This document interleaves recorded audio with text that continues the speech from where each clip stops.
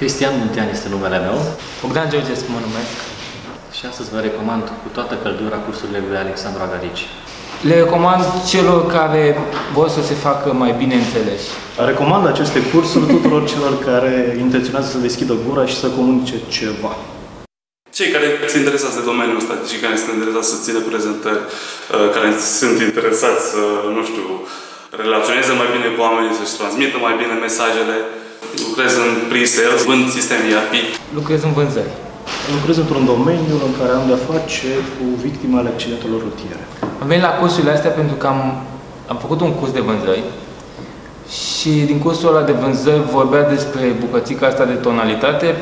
Atunci l-am găsit pe Alexandru, care exact în bucata asta intra în detaliu și care e o secțiune foarte importantă pentru procesul de vânzare. Mi-a plăcut foarte mult.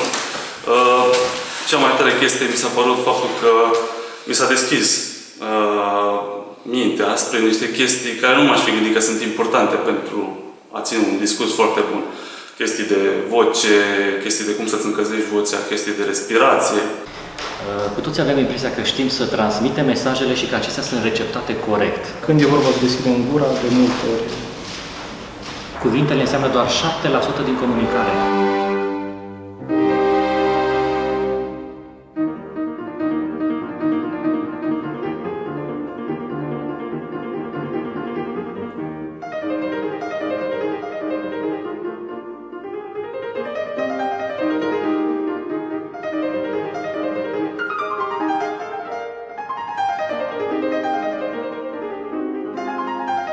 Nota 10.